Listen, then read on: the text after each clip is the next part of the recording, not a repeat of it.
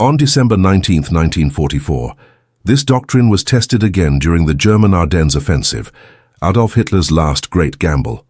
On the third day of the campaign, the 2nd Panzer Division, driving toward Antwerp, closed in on the crucial crossroads at Neuville, held by Team de Sobry and elements of the 101st Airborne Division. 4 M18s from the 609th and 705th Tank Destroyer Battalions faced overwhelming odds. The same morning fog that had concealed German advances now worked in favor of the Hellcats.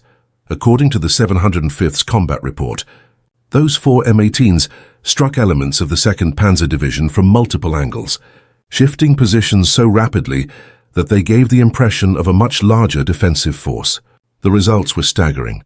24 German tanks destroyed, American losses, 1 Hellcat to artillery fire. The tactics were simple but brutally effective. Fire 2 or 3 rounds, reverse at full speed into the fog, then reappear from 200 or 300 yards away at a new angle.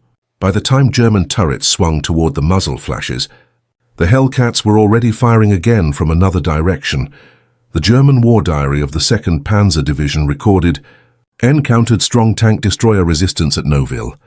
Enemy vehicles of high mobility, operating in fog, unable to effectively engage due to rapid displacement. Attack suspended pending reinforcement. That 48-hour pause proved decisive. It allowed the 101st Airborne to strengthen the defenses at Bastogne and ultimately hold the vital crossroads. By late 1944, German commanders were scrambling to find ways to counter the M18 general.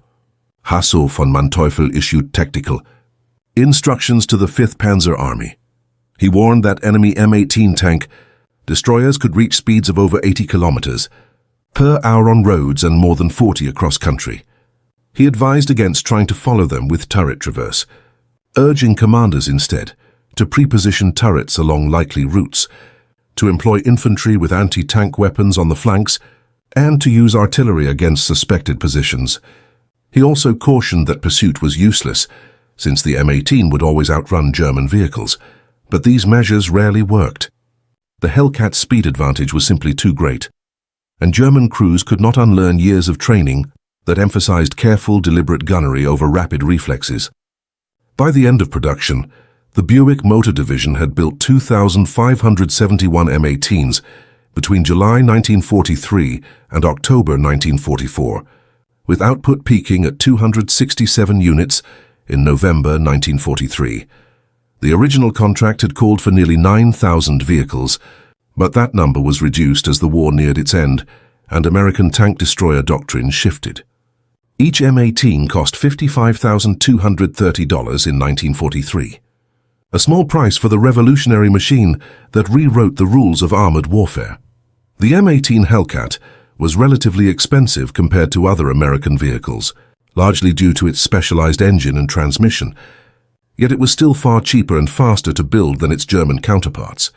A Panther tank, for example, cost approximately 117,100 Reichsmarks and required far more production time thanks to its complex final drive and transmission. The Hellcat, by contrast, was engineered for mass production from the very beginning.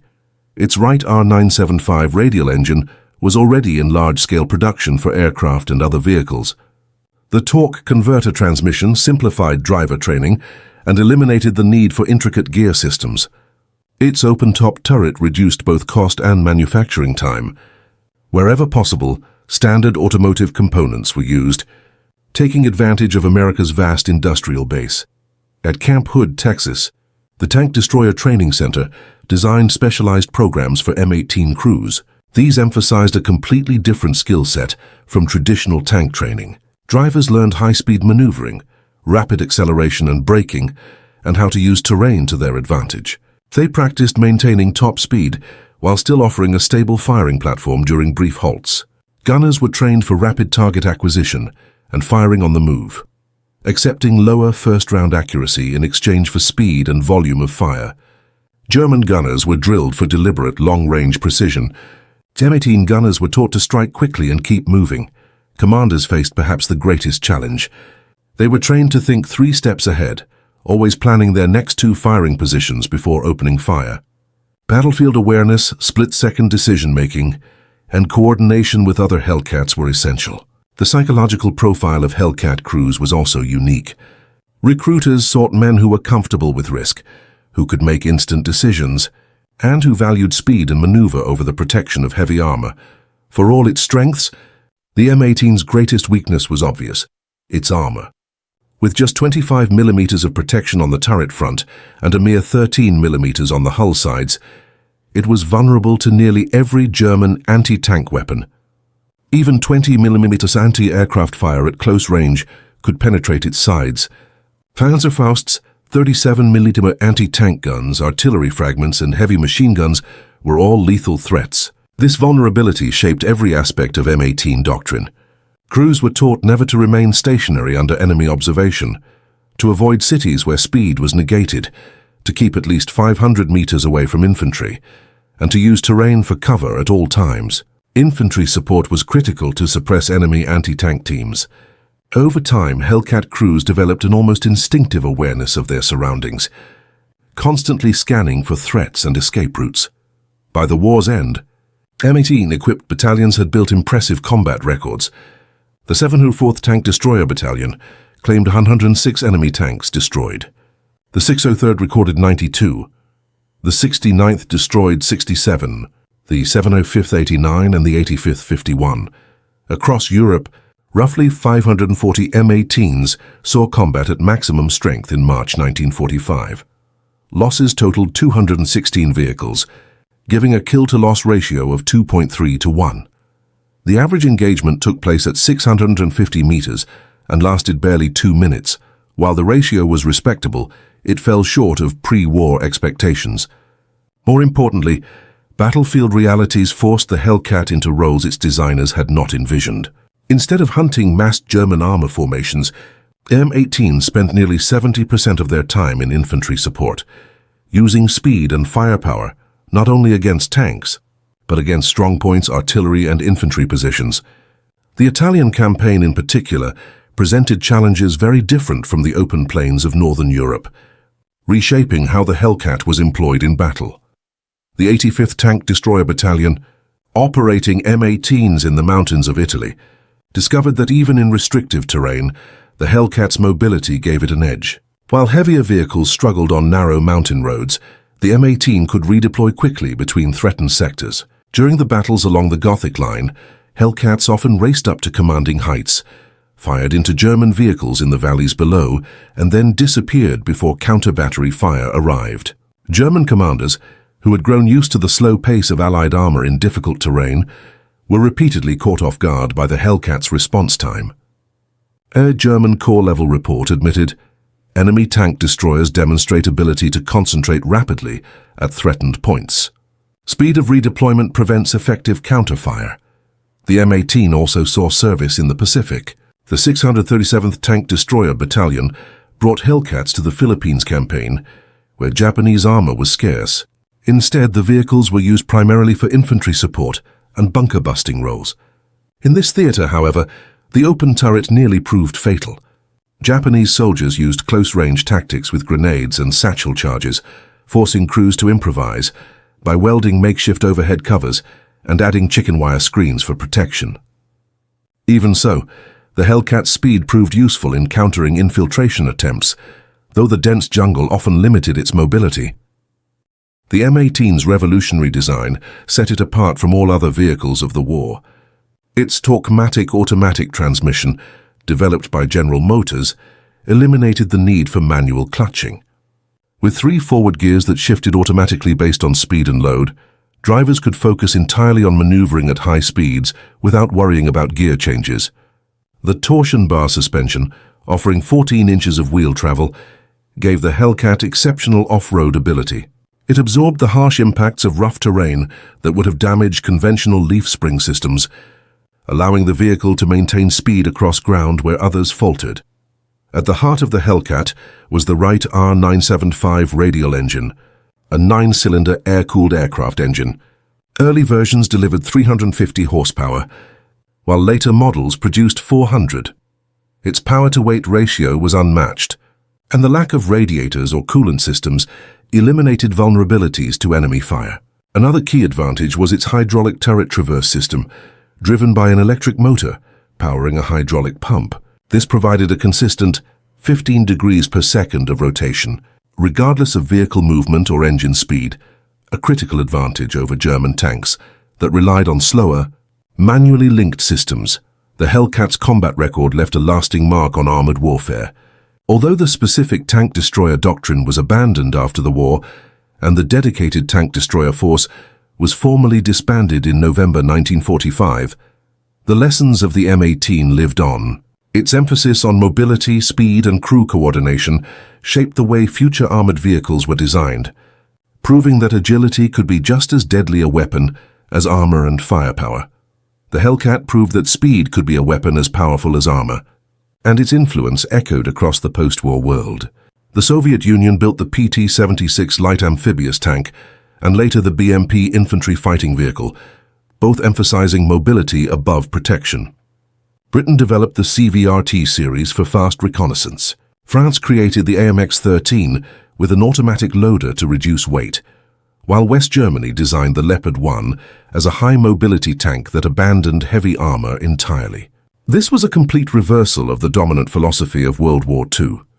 Modern wheeled tank destroyers, such as Italy's Centauro, Japan's Type 16, and America's M18 mobile gun system all carry the Hellcat's legacy, trading armor for speed and flexibility. But why could German forces, known for their innovation, never find an effective answer to the M18? Several factors stood in their way. Doctrinal rigidity was one. German tank training emphasized slow, deliberate gunnery at long range. Crews who had spent years perfecting precision fire were at a loss against fast-moving targets that disappeared before they could react. Technical limitations were another.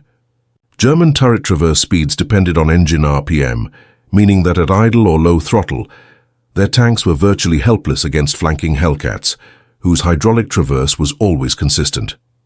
There was also the psychological impact.